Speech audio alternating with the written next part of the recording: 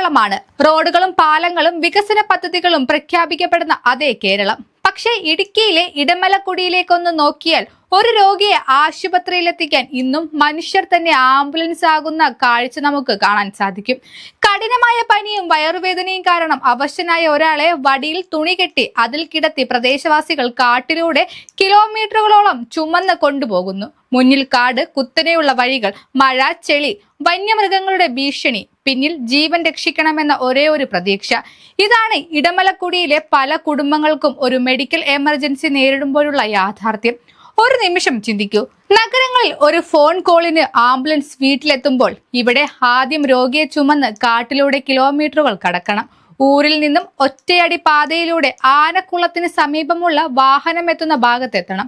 പിന്നെ മാങ്കുളം വഴി അടിമാലി താലൂക്ക് ആശുപത്രിയിലേക്ക്. അതായത് ചികിത്സ തുടങ്ങുന്നതിന് മുൻപേ തന്നെ രോഗിയും കുടുംബവും അതിജീവിക്കേണ്ടത് വലിയൊരു യാത്രയാണ്. ഇത് ആദ്യത്തെ സംഭവമല്ല.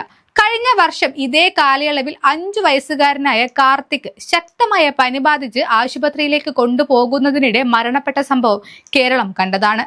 അസുഖബാധിതനായ കുഞ്ഞിനെ കിലോമീറ്ററുകളോളം ചുമന്നാണ് ആശുപത്രിയിലേക്ക് എത്തിച്ചത്.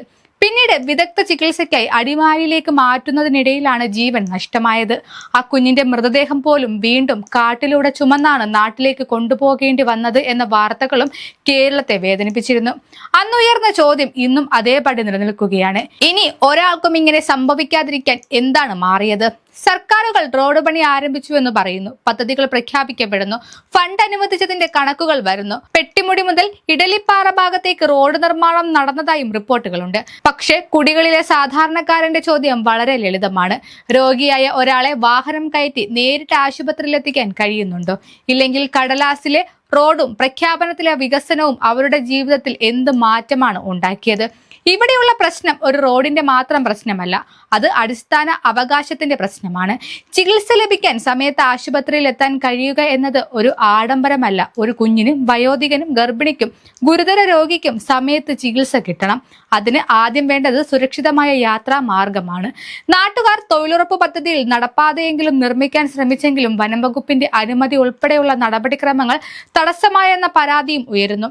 ഇവിടെ ചോദിക്കേണ്ടത് വനം വേണമോ മനുഷ്യർ വേണമോ എന്നല്ല. വനവും സംരക്ഷിക്കണം, അവിടെ തലമുറകളായി ജീവിക്കുന്ന മനുഷ്യരുടെ ജീവനും സംരക്ഷിക്കണം.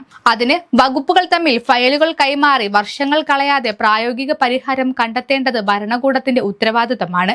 ഇടമലക്കുടി മാത്രമല്ല, സമീപത്തെ മറ്റു കുടികളിലും രോഗികളെ കിലോമീറ്ററുകളോളം ചുമന്ന് റോഡിലെത്തിക്കേണ്ട അവസ്ഥ ആവർത്തിക്കപ്പെടുന്നുവെന്നാണ് പ്രദേശവാസികളുടെ പരാതി.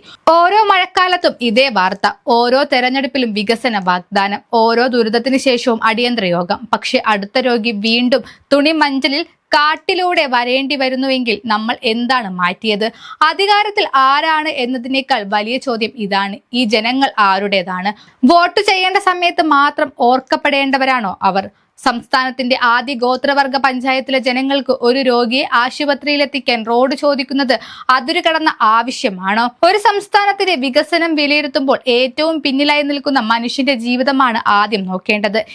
ഇടമലക്കുടിയിലെ ഒരു കുടുംബത്തിന് രാത്രി പെട്ടെന്ന് പനി കൂടിയാൽ എന്ത് ചെയ്യും? നെഞ്ചുവേദന വന്നാൽ, പ്രസവവേദന തുടങ്ങിയാൽ, പാമ്പുകടിയേറ്റാൽ ഇവിടെ ഓരോ മിനിറ്റും നിർണായകമാണ്. എന്നാൽ റോഡില്ലാത്തിടത്ത് ആ മിനിറ്റുകൾ മണിക്കൂറുകളാകുന്നു. ചികിത്സ വൈകുന്നത് ഒരു അസൗകര്യം മാത്രമല്ല, ചിലപ്പോൾ അത് ജീവനും മരണത്തിനുമിടയിലെ വ്യത്യാസമാണ്.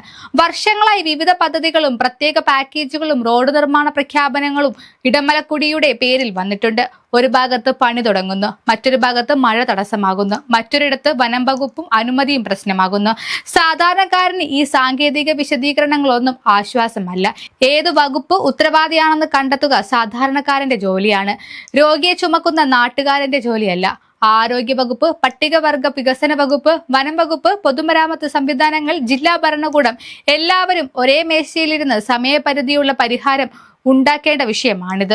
റോഡ് നിർമ്മാണത്തിന് പരിസ്ഥിതി നിയന്ത്രണങ്ങൾ ഉണ്ടെങ്കിൽ അതനുസരിച്ചുള്ള സുരക്ഷിത പാത, അടിയന്തര മെഡിക്കൽ ഗതാഗത സംവിധാനം, കൂടുതൽ ശക്തമായ പ്രാഥമിക ചികിത്സാ സൗകര്യം, അടിയന്തര സാഹചര്യങ്ങളിൽ ഉപയോഗിക്കാവുന്ന പ്രത്യേക വാഹനം, ഇങ്ങനെ ഇടക്കാല പരിഹാരങ്ങളും ഒരേ സമയം വേണം.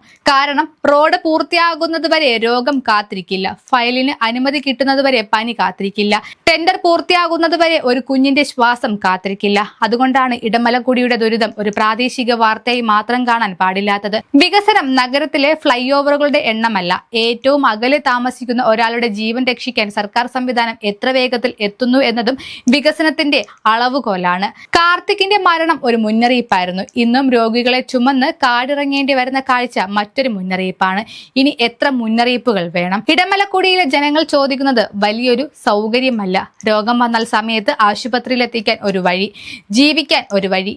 അവരുടെ ഈ ചോദ്യം ഇനിയും കാട്ടിനുള്ളിൽ തന്നെ ഒതുങ്ങിപ്പോകുമോ, അതോ ഇത്തവണയെങ്കിലും അധികാരികളുടെ ചെവിയിലെത്തുമോ? ഇതാണ് ഇന്ന് കേരളം ചോദിക്കേണ്ട ഏറ്റവും വലിയ ചോദ്യം.